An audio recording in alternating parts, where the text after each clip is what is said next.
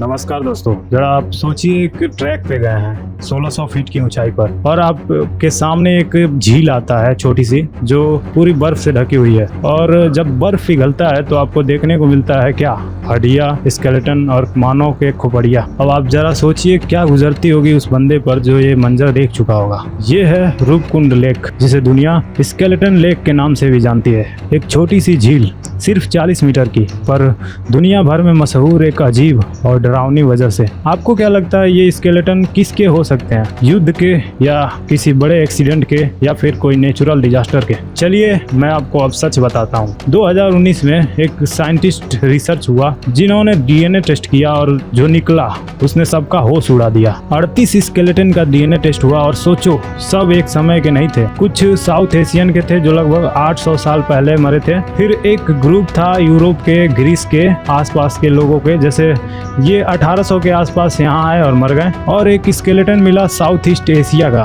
अब सोचो यूरोप के लोग 19th सेंचुरी में हिमालय के इस कोने तक क्यों आए होंगे? क्या वो यात्रा करने के लिए आए थे या ट्रेड करने के लिए आए थे? और क्या उनकी मौत एक नेचुरल डिजास्टर थी या कुछ और? साइंटिस्ट ने जब स्केलेटन को देखा तो उनके खोपड़ी में बड़े बड़े गड्ढे मिले, जैसे उनके सिर पर बर्फ के बड़े बड़े गोले गिरे हों। आपने कभी हिल स्टॉर्म देखा है? सोचो, बर्फ का बॉल इंसान के सिर के ऊपर गिरे एक के बाद एक, तो क्या इंसान बचेगा?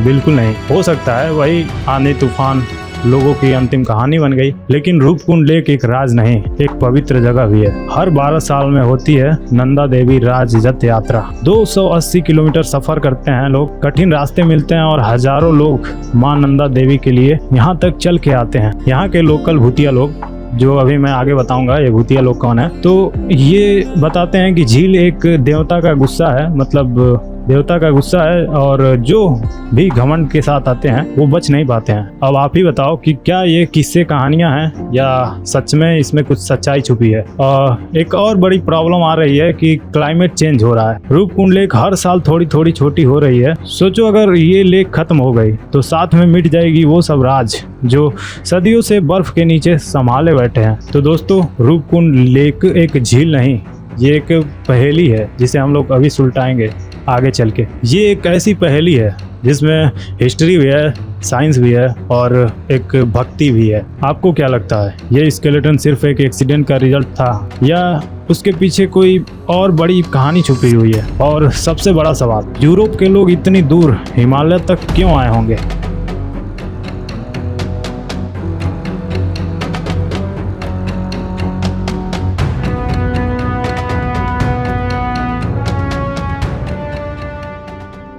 दोस्तों, रूपकुंड का राज सिर्फ झील के अंदर स्केलेटन तक सीमित नहीं है। ये उन लोगों की कहानी है जो यहाँ आए और मर गए या फिर इसकी यादें बन गए। दोस्तों, आज हम बात करेंगे कौन थे ये विक्टिम, कैसे लोकल लोगों ने इस राज को संभाला और आज के पिलग्रिम्स और ट्रैकर इस लेगेसी को कैसे आगे ले जा रहे हैं। शुरू करते हैं उनसे जिनकी हड्डियां आज भी बर्फ के नीचे मिलती हैं।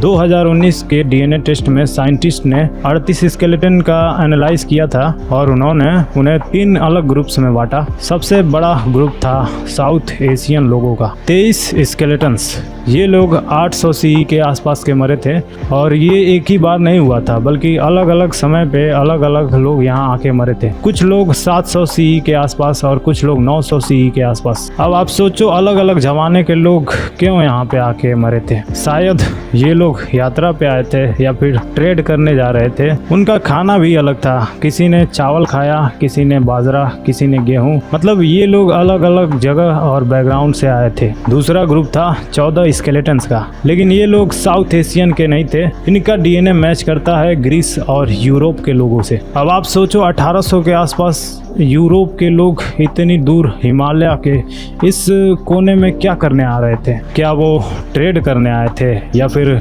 एक्सप्लोरेशन करने आए थे या फिर किसी बड़े फंक्शन में शामिल होने आए थे?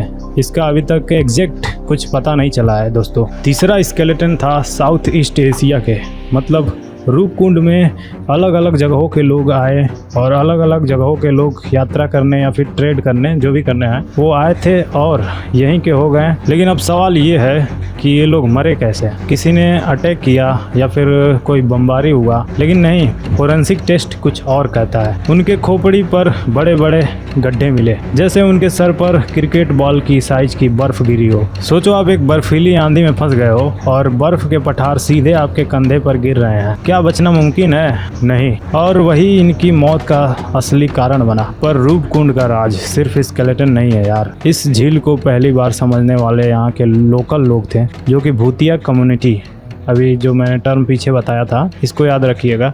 उनके किस्से कहते हैं कि ये झील माँ नंदा देवी का स्थान है और जो भी घमंड या पाप के साथ आता है, देवता उस पर बर्फ का पठार बरसा देते हैं। आपको पता है, उनके गीत, उनके डांस और उनके रिचुअल्स आज भी राज को याद दिलाते हैं। उनके लिए रूपकुंड एक स्केलेटन साइट्स नहीं, एक पवित्र शमशान है। इसलिए जब वो झील के पास जाते हैं तो चुपचाप प्रार्थना करते हैं। मॉडर्न दुनिया ने इस झील के बारे में सुना 1942 में, जब एक British ranger HK Madhwal petrol पर था। उसने स्केलेटन देखा और पहले उसको लगा कि जापानीज सोल्जर्स घुस गए हैं, लेकिन जल्दी ही पता चला ये स्केलेटन बहुत पुराने हैं। और तब से दुनिया भर के साइंटिस्ट और एक्सप्लोरर की नज़र रूपकुंड पर टिक गई। 2003 में नेशनल जियोग्राफिक की टीम आई। उन्होंने 30 स्केलेटन निकाले और देखा कि बर्फ ने उनका फ्लैश तक प्रिजर्व कर दिया है। फिर 2019 तक एक बड़ी रिसर्च हुई। इंडिया, हार्वर्ड और जर्मनी के साइंटिस्ट ने मिलकर DNA, डाइट और बोन्स सब टेस्ट किए। इस प्रोजेक्ट में डॉक्टर थंगराज और डॉक्टर नीरज और डॉक्टर आयुषी नायक जैसे साइंटिस्ट ने बड़ा रोल प्ले किया। और तब सामने आया ये ट्रूथ।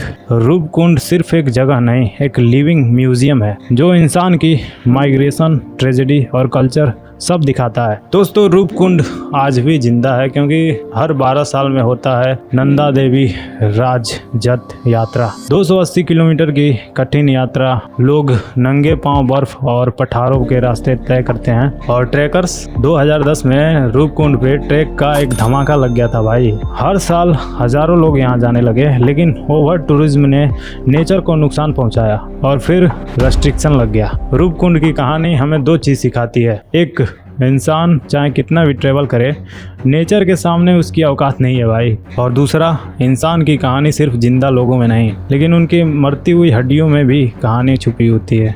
अब आप सोचो, क्या ये स्केलेटन्स नेचुरल डिजास्टर के रिजल्ट थे या फिर अभी